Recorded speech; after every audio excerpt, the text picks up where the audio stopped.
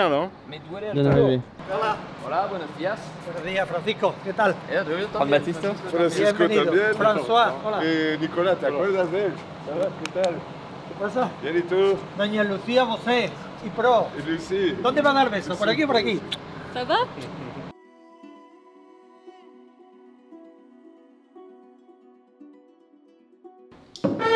C'est la bière du Bien en taxi. Andalousie aussi. Ah, c'est la bière du taxi, non? Ouais. De la noix bien arrancado.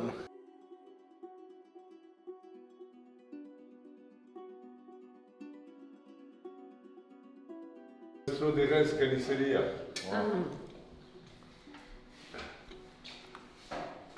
Tú como firmas mucho para comer Ah, menos. tu vas me décrire. un lagarto. Pero es su trabajo. Ha venido para grabar. Este va al frío, que es como tomar al frío. C'est lequel celui-là? Hein? C'est quoi? Vale. Épaule. Bellota 100%. Paleta de bellota 100%. Ouais. Épaule de Bellota, 100%. Non, pas ibérique, c'est la première Es fois nuevo, qu'on nuevo, le nuevo. goûte. Normalement, traditionnellement, on fait que le chorizo, saucisson, lomo et lomito. Et là, on a fait un test depuis 6 mois, on fait de la copa avec les cochons ibériques, donc c'est avec l'échine de porc ibérique, et ça fait une salaison un peu plus grasse que le lomo, tu vois. Tout de suite plus grand l'épaule. tu vois. Parce que les palettes. Está subiendo mucho C'est extrêmement doux. Tu les el désosses. precio de la carne. Edouard, lomito. Alors le lomito, c'est la pressa, donc c'est un muscle qui se situe dans l'échine du cochon ibérique, c'est le muscle le plus noble avec la pluma, qu'on va mettre en boyau et qu'on va faire affiner pendant à peu près entre 4 et 6 mois en fonction du poids. Moi, je m'imaginais que c'était le filet mignon, tu vois. Et non, pas du tout, c'est vraiment la pressa, c'est le fameux muscle de l'échine, c'est pour ça que ça a un coût aussi conséquent, vu qu'il n'y a que 2 pressas par cochon, donc il n'y a que 2 lomitos par cochon ibérique. Et par contre, les tranches, tu vois, elles sont épaisses, tu la vois bien. Ouais. Et en fait, c'est une tranche. Bah, elle est pas épaisse, hein. Elle a la bonne taille pour une bonne dégustation. Pas fin, on voit pas à travers une tranche de charcuterie en Espagne. Et là, ils sont en train de nous faire des petits trucs. À mon avis, ça va pas être mauvais. C'est cette partie, là, les côtes. El pico de costilla, Comment tu dis? los picos de costilla, Cotide. que están en la costilla. Ouais. Ah, le côti. Ok. Ouais, ouais. Là, ça a l'air super bon. Entre les côtes, la côte, et hop, entre les deux. La carne. La carne. Ouais. Et là, t'as des plumas. Après ça, ouais. Ah, ça c'est ça le truc qui roule pour faire le lomito. Ouais, tu vois, ouais. Ouais. Et t'as vu ce qu'ils ont fait là? Ça, c'est phénoménal, ça. C'est des intercostaux ça. Ah ouais, ça va être génial. Ça va être génial. Ah bah là, tu vois, t'as tes côtes de côte de porc, là, tu vois. Et quand tu retires la noix, par exemple, et après entre les os, tu vois, bah ça, les intercostaux, quoi, entre les côtes. Et c'est des tout petits morceaux qui sont... Des plumas. quand tu finis l'os de ta côte, tu vois. C'est ça le truc. Ah, Et là, ils ont été chercher ce morceau-là, tu vois. Ouais. Ils ont désossé, ils ont été chercher ce morceau-là. Ouais. Ça va taper fort, ça. C'est vraiment en hauteur. Dans les églises et tout, ouais, c'est un plaisir de venir ici. Alors, regarde-moi ça. Ça, il y a plein de gens en France qui passeraient à côté et ne le mangeraient jamais. Alors que c'est quasiment ce qu'il y a de meilleur. Attention, hein, c'est bien riche, il n'y a pas de problème. Et ça, tu manges ça tous les jours, une petite tranche comme ça, tu vis très très vieux. Centenaire. Il n'y a plus rien. Qu'est-ce qui s'est passé? Voilà, tu as du lomo, du saucisson, du lomito, du lomo et encore du lomito. Tout ça en BOT. Avec de la tranche, comme on l'a dit, un petit peu épaisse, tu vois. C'est comme ça que ça se mange.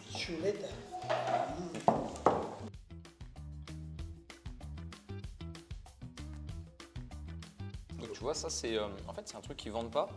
Et quand ils font leur lomo, toute la charcuterie et tout, bah ça c'est la viande qui va rester autour de ce qu'on appelle les apophyses, mais aussi autour des côtes.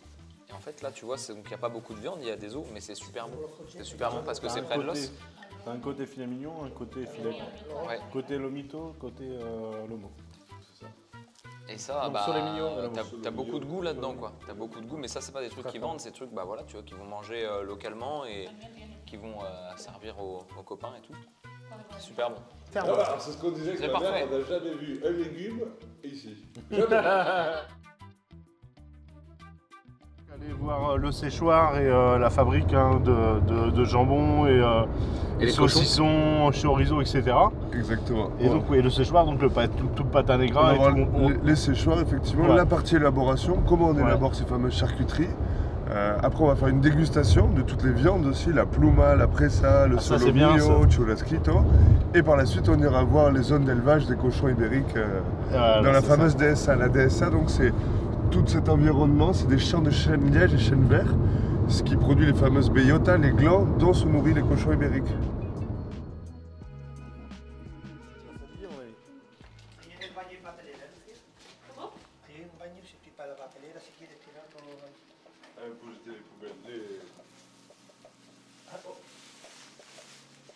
On se prépare Non, pour aller prépare. visiter les séchoirs. Ça va ressembler à un coton-tige, mon ami. Français. Je comprends. Muy protection. Ouais. Ça sent bon, là. Ça sent bon. Ça sent déjà. Ouais. Bienvenue dans nos séchoirs à Rabugo, à Cumbres Mayores, exactement, dans la région de Rabugo. Ici, donc, tous les cochons arrivent par carcasse sur ce rail et on va les rentrer dans la chambre froide après l'abattage. Pendant ce cycle, on va les laisser 24 à 48 heures, le temps qu'ils soient bien froids et bien fermes, quoi, les cochons. Et après, il y a le processus de salaison. Donc, on va aller voir la salaison.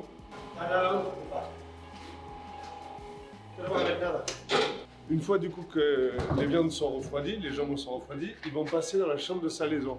La salaison, c'est le processus le plus important, vu que c'est l'unique conservateur sur nos jambons ibériques. Donc la règle, c'est 1 kg. Ah oui, il y a un peu d'humidité là. La règle, c'est 1 kg, un jour par kilo. Donc si le jambon, 1 jour par kilo, moins 1. Donc si le jambon fait 10 kg, il faut le laisser 9 jours au sel, quoi. Donc là, on a les épaules qui sont dessus et les jambons qui sont en bas. On peut abattre le bellota qu'entre janvier et mars, on en reparlera tout à l'heure, ouais. C'est très important. Du coup, actuellement, tout ce qu'on aura en production, ce sera du frais, du Cebo Campo. Donc le bellota, c'est vraiment très spécifique au niveau des dates d'abattage.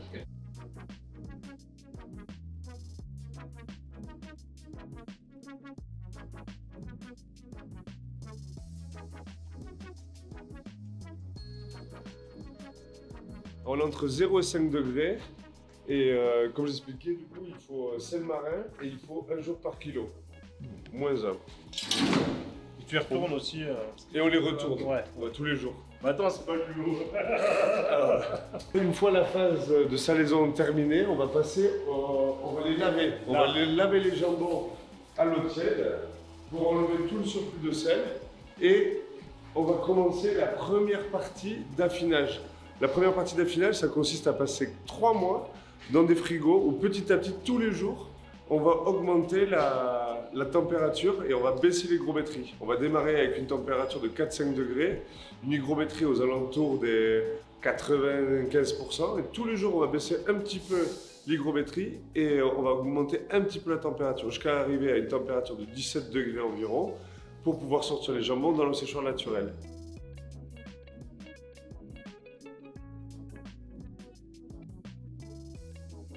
Une fois qu'on a lavé les jambons, on va les passer pendant 90 jours dans une chambre froide. Et tous les jours, comme je vous disais, on va monter la température. Vous voyez, on a démarré à 4 degrés, 85% d'humidité, 6 degrés, 80%. Et tous les jours, toutes les semaines, en gros, on va baisser, ou tous les mois, l'hygrométrie et monter la température.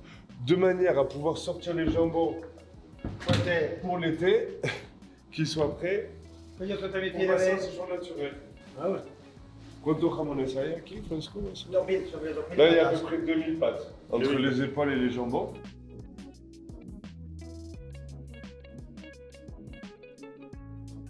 Ça, c'est les bagues posées à l'abattoir de Cebo de Campo. Les vertes, c'est. Cebo de Campo Ibérico. Donc 50. Ça peut être 50 ou 75, voire parfois 100% ibérique en Cebo Campo. Ça peut arriver. D'accord. Ça n'a strictement rien à voir, quoi. Ok. Alors là, on va être sur des jambons ibériques Bellota, 75% ibériques. Ils sont Bellota et de race 75% ibérique. Donc c'est l'étiquette rouge. Là, on est en fin de processus dans les frigos. au bout des 90 jours et on va passer dans les séchoirs naturels. Ya están preparados para salir, ya. Eso ya está prácticamente. Ceux-là, ils partent dans la semaine prochaine ou quoi, c'est bon, ils passent en séchoir, tu vois, il fait chaud dedans. Les 0,6, 16 degrés, 62%, c'est fini, fin de cycle, c'est là. Là. Ici, c'est du Bellota, 100% ibérique, étiquette noire. C'est les premiers moments de séchage. Là, pareil, en fin de période, ça c'est des cochons, c'est les derniers Bellota qu'on a abattus cette année de fin mars. Ils sont là depuis fin mars et comme vous pouvez le voir, du coup on est à 16-17 degrés et la prochaine étape, la semaine prochaine, en séchoir naturel. Pour qu'ils créent la flore, pour que la flore se développe. À l'époque, on abattait l'hiver les cochons pour profiter du froid et on le faisait naturellement, c'est 90 jours en fait. C'était février, mars, avril, il commençait à faire beau et, voilà. Et les grosmétries diminue, la température augmente. Ici, ce sont des séchoirs naturels. Il n'y a pas de système de ventilation. C'est uniquement des persiennes et des fenêtres qu'on va ouvrir et fermer. Là, on est sur des jambons et des jambons ibériques, 100% ibériques, Bellota et AOP Rabogo. Ils ont, alors ça, c'est l'étiquette qui certifie qu'ils sont de 100% pur ibérique. Bellota, donc nourri au gland. Et ça, c'est l'étiquette de l'AOC, la dénomination d'origine protégé de Rabogo. Et ça, si vous avez un numéro par jambon, si vous mettez le numéro, ce numéro sur internet, vous allez retrouver la traçabilité entière du jambon.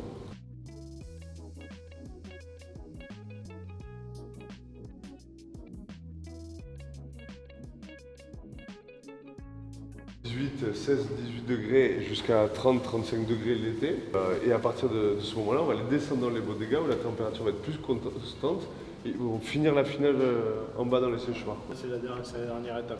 Là, on est sur l'avant-dernière étape. Bodega. Ils ne sont pas descendus. Ils ne sont pas descendus. La semaine prochaine ou dans 15 jours, ils vont les descendre dans la bodega.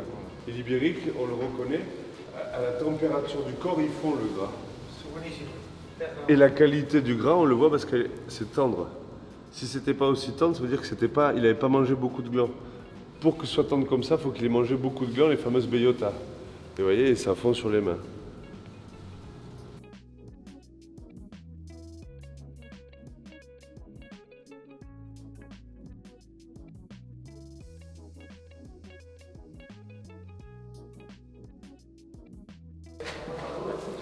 Story. Story. C'est ouf, hein. Il y en a, hein. Ouais, il y en a. T'as vu tous les trucs, tous les projets 2000 là-bas. 20 000 jambons, quoi. Même plus. Ouais, parce qu'il y a les bodegas aussi. Il y a les bodegas souterraines qu'on va aller voir après.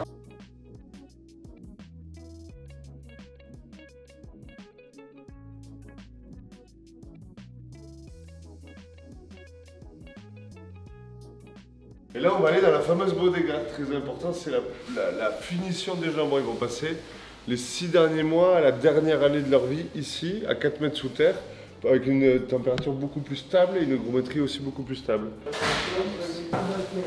J'adore. J'adore.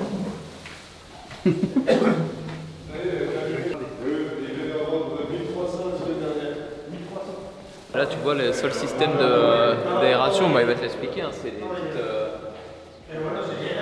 lucarnes que tu as là-haut. Bellota 100% ibérique, et c'est vraiment la dernière partie où ils vont développer leurs arômes. On est sous terre, avec moins 4 mètres sous terre, pour que la température soit stable, et pour que l'hygrométrie soit stable également. Tout le contrôle, on va dire, de la chaleur se fait uniquement avec les petites fenêtres. On n'a pas de système de ventilation, ni de contrôle d'humidité. Tout est artisanalement fait et naturel. Toute l'usine est tournée plein nord. On est tout le temps tourné au nord, à norte, pour avoir le froid du nord qui vient rafraîchir la bodega. Parce que l'été, il faut savoir qu'ici, il peut faire jusqu'à 30-35 degrés. Donc c'est important de pouvoir les mettre sous terre et qu'ils gardent une température beaucoup plus stable. C'est fou, hein. La qualité. Mais là, c'est top du top. Elle est en train de demander à Francisco d'en prendre deux en AOP. Ouais. Du top. Ouais, ouais. Ah ouais, la perche aussi là. Ah ouais. Trop cool. Excellent. Maintenant, c'est plus comme ça du tout maintenant. Ouais, c'est beau. C'est génial. Génial. Suéltate aquí. Ah ok, ouais. Arriba. Ok.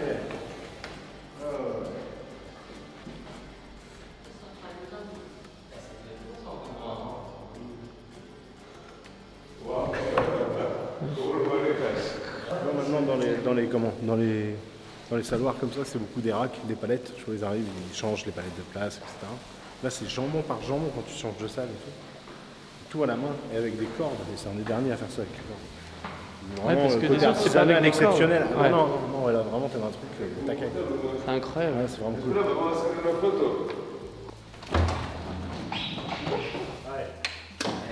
Ça, c'est tout de la charcuterie. Morcilla. Morcilla, vous en faites pas beaucoup? Clairement, on n'en fait pas. Le morcon ibérique bellota. Là, on a le boudin ibérique bellota. Boudin ibérique. Morcilla, ouais. Saucisson, chorizo. Ouais. Le lomo, le lomito. Ouais. Les lomos. L'homo, c'est le grand. Là, c'est le lomo, ouais. Et ça, c'est les lomitos, ce qu'on a découvert tout à l'heure.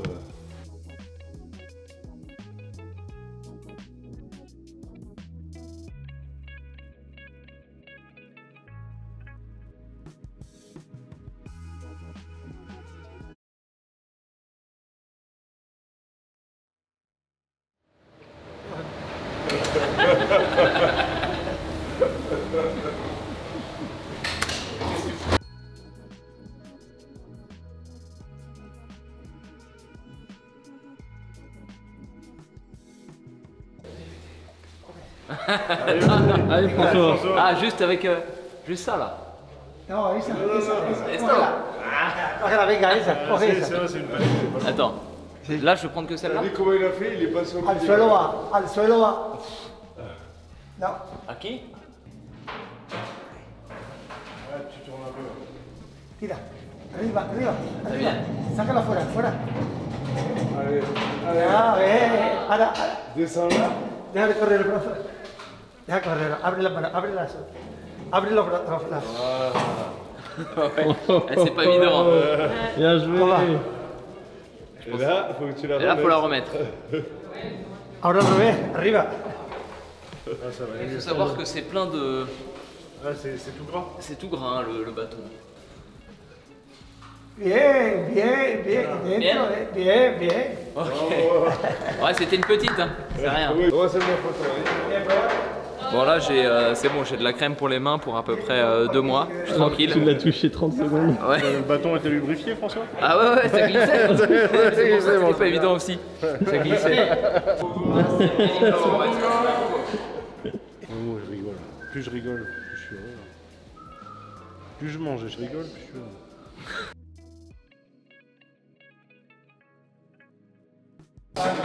J'ai une pâte, ça coûte 500-600 euros.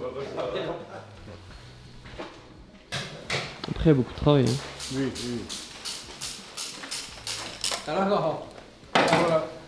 Gracias.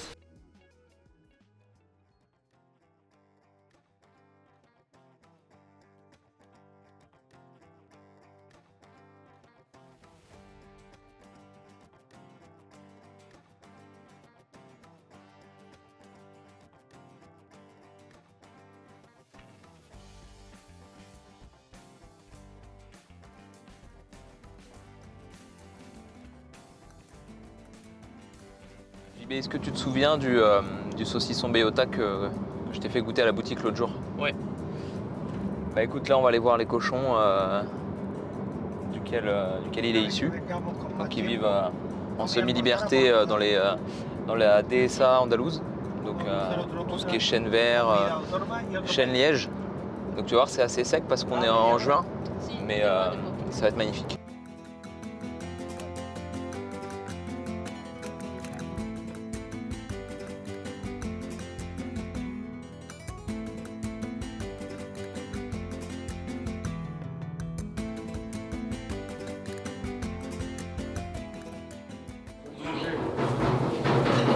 Tous les matins, il est nettoie, regarde, c'est les propres de ce matin. Ils veulent sortir, ils savent qu'ils veulent sortir.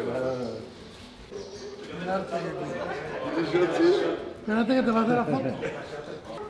super. Ouais. Fais-moi une photo et envoie-la-moi sur. C'est trop doux en plus, tu vas voir, ouais. Ah, mon petit pépère. Alors. Ah oui. Il est gentil, lui. On va tout envoyer. Comme un bébé.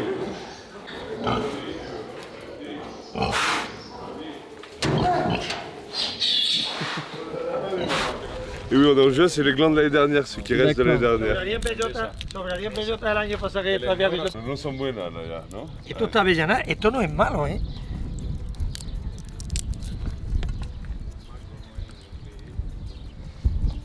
Des glandes. Pas une poignée, si on voit des gros, cochons dans les champs. Ils sont Ouais. gros comme ça. Porque me la he C'est parce que là ils sont séchés quoi. Ouais, bah ouais, là on est en juin et C'est cool. Seguro, ils ont coño. tué les mira. cochons sur février, donc tu vois. Pruébalo. C'est bon. Moi je suis déjà Allez. assez gros comme ça, moi. C'est bon ça? Ouais, c'est bien. Sucré. Pourquoi elle les bouffe hein? Ah, mais c'est vrai. On va faire un bellota. On est en plein. Donc aujourd'hui on a pris la décision Y la está seca ya. d'élever François comme un bellota, donc il mange ses premiers glands là. Enfin je sais pas hein, après, mais Se llaman avellanada. premiers glands végétaux. Premier gland végétaux en tout cas c'est sûr. Dans quelques années on pourra peut-être en tirer quelques côtes sympas quoi.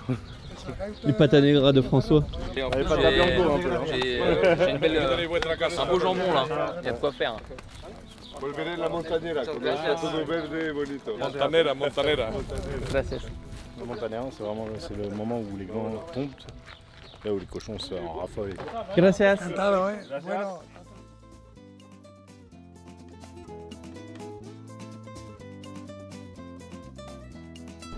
Comme on est en juin, là, déjà les 3 cas. Petit à petit, on va rentrer les cochons, on va les parquer pour l'été. Ouais. Parce que pendant l'été, il n'y a rien à manger dehors, tout est trop sec. Jusqu'à à peu près mi-septembre, début septembre. Et début septembre, on va les relâcher en semi-liberté pour qu'ils puissent manger l'herbe et les fameuses bellotas, les glands. Parce qu'il faut savoir que les glands, la période du gland, ça s'appelle la montañera. Elle n'a lieu qu'entre septembre et fin décembre, début janvier. Donc c'est assez rapide, assez court comme période. Et il faut que dans cette période-là, dans ce laps de temps, ils aient pris à peu près 80 kilos. Donc il faut qu'ils mangent entre 8 et 12 kilos de glands par jour pendant 4 mois pour arriver à 120 kilos carcasse à peu près, quoi.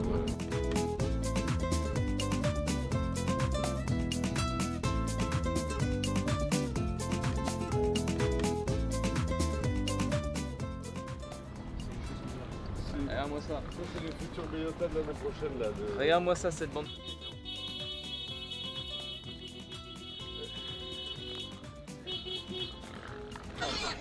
Ya buscando la cama para dormir.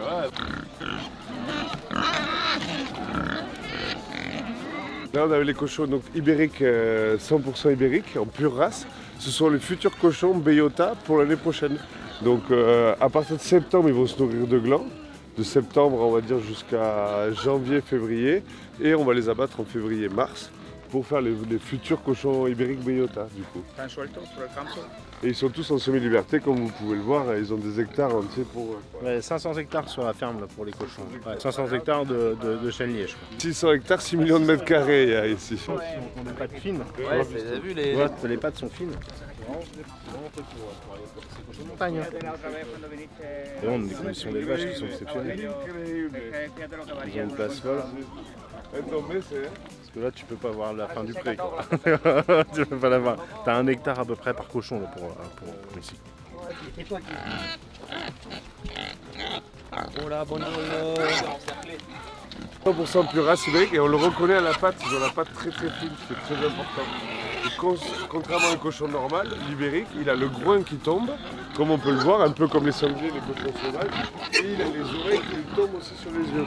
Alors qu'un cochon normal n'a pas du tout cette même morphologie, quoi. Et quand ils sont certifiés bellota, c'est-à-dire que c'est des cochons qui ont été terminés au gland, qui ont mangé 2 fois, ils ont fait 2 périodes de montagnera, donc 2 périodes ils ont mangé des glands. Et à ce moment-là, on va les affiner pendant 3 ans. Et là, ils sont certifiés bellota par leur alimentation. Et du coup, la race du cochon? C'est ibérique, c'est race ibérique pata negra. Alors, pata negra, c'est une déformation de la langue parce qu'ils ont les ongles noirs, ils ont les pattes noires. Donc on appelle ça les pattes noires pata negra. Mais la race ibérique, ibérico.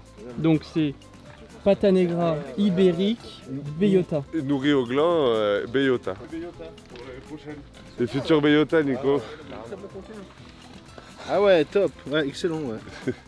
Donc tu vois, t'as vu, on retrouve quand même le côté annelé des chênes, des feuilles de chêne. Mais alors, t'as vu la feuille, elle est, c'est mon pouce. Hein. Tu vois, par rapport à une feuille de chêne française qui est comme ça, avec des gros anneaux.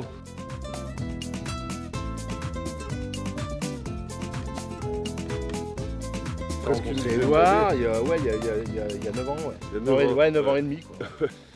Et du coup, on a bossé ensemble directement sur beaucoup de produits, dont toute la partie cochon ibérique Bellota. Il est venu sur place, il a regardé, on lui a montré un peu l'élevage, la partie d'affinage et de salaison. Et il nous a fait confiance, on a démarré une belle collaboration sur Reims avec nos produits. Quoi. Et sur la viande aussi également, la viande ibérique fraîche, que ce soit en Bellota, en période de Bellota, d'abattage du Bellota. Donc entre janvier et mars, il commande de la viande Bellota fraîche. Quoi. Viande fraîche et les salaisons qu'on a pu voir dans le saloir chez Francisco. Après, j'avais pas de lien direct avec. J'avais pas de lien aussi serré avec l'Espagne. Ouais, ça passait par un mec qui me ramenait un jambon. Je sais que ça s'est assez démocratisé, le jambon ibérique ces 10 dernières années. Ça s'est bien développé à l'international. Ouais, c'est clair que c'était un produit dont on entendait parler, on savait que c'était le meilleur jambon du monde, mais il fallait aller en Espagne pour le goûter. Quoi. Exactement. Ce qui est important sur les cochons ibériques, c'est la race. Ils sont de race ibérique, 100%, 75% ou 50%. On fait des croisements en fonction de l'alimentation qu'on va leur donner. Après l'alimentation, on va avoir Bellota, donc nourri au gland, terminé au gland. Sebo Campo, élevé en semi-liberté également pendant 2 ans, comme les Bellota, qui vont manger des céréales et des glands et de l'herbe, mais qu'on peut abattre pendant toute l'année. Alors que le Bellota, on peut l'abattre qu'entre janvier et mars, à la fin de la montagnera, de la période du gland. Dans le classement, on a Bellota, élevé au gland, terminé au gland, Sebo Campo, qui mange des glands aussi, mais qu'on peut abattre pendant toute l'année, et élevé en semi-liberté. Et après le Sebo, lui c'est différent, il est élevé aux céréales et il a un affinage plus court également. Donc, voilà. Moi, pourquoi je travaille avec mon ami, c'est parce que ça me fait quelqu'un qui est ici, qui connaît les produits, qui connaît les éleveurs, qui sait comment ils bossent. Toute l'équipe te connaisse aussi, donc ils savent quand ils font la sélection que c'est pour toi. Il sait ce que c'est la qualité, gourmand en plus, donc tu vois, on s'entend bien. Et moi, j'ai pas la possibilité de venir tous les mois sélectionner un jambon, du cochon ou du bœuf, pareil, hein, ça va être pareil. Le bœuf qu'on verra demain, c'est toi qui me sélectionne, quoi. Mais voilà, c'est ce que je veux, et voilà, c'est essentiel. Et quand tu t'entends bien en plus avec les gens, tu vois, il n'y a jamais eu de quiproquo entre nous, c'est exceptionnel. Après, c'est important d'avoir un vrai partenariat parce que nous, on sait que pour toi, on va mettre des pièces de côté un peu extraordinaires, quoi, que ce soit en jambon ou en viande, alors que si on n'a pas de régularité, c'est très compliqué pour nous de te mettre les meilleures pièces pour toi. Après, on n'est pas chiant, on demande juste le top. Le top, c'est vrai. Et on paye. La meilleure marchandise. Puis c'est un mec sérieux, on fait jamais la fête. Donc ça, c'est cool aussi, c'est vachement bien. Il faut que ce soit cadré, la confiance, elle est totale.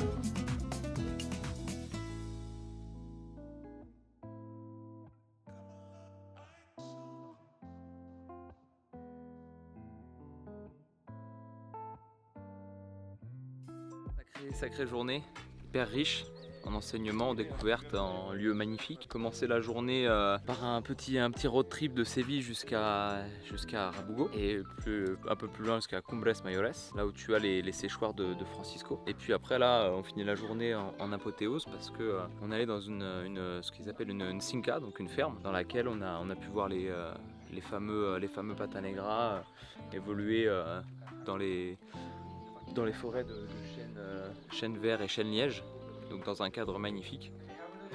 Voilà, grosse journée, on a un petit peu crevé, je vous cache pas qu'on va dormir assez tôt ce soir. À chaque fois qu'on est ici, on passe des super jours, on est accueillis comme des rois, on mange des trucs de malade, là. On a mangé des trucs ce midi, des trucs qui vendent pas, quoi, tu vois. Donc des petits morceaux vraiment très sympas. La visite du saloir, moi c'est pas la première fois que j'y vais, hein. J'ai déjà vu 4-5 fois, quoi, mais j'adore y aller. J'adore Francisco qui est vraiment super sympa, même si je comprends pas sa langue, tu vois. Bon bah depuis comme on se voit assez régulièrement, bah, ça crée des liens quand même. C'est exceptionnel, quoi. Cet élevage là, j'en ai jamais vu d'aussi beau ici. Ouais. Donc là le programme aujourd'hui c'est un petit retour à l'hôtel tranquille. Bon, je pense qu'on va bien manger encore, peut-être boire un petit coup aussi, ça ne m'étonnerait pas. Et essayer de dormir pas mal quand même. Et demain, départ pour Séville, on rend la voiture et on s'en va directement en train à Madrid. Et on va manger avec nos amis de Discarlux au soir. Et le lendemain matin, on va se réveiller très tôt pour aller sélectionner des carrés de côte chez Discarlux, carrés de côte de Blonde de Galice.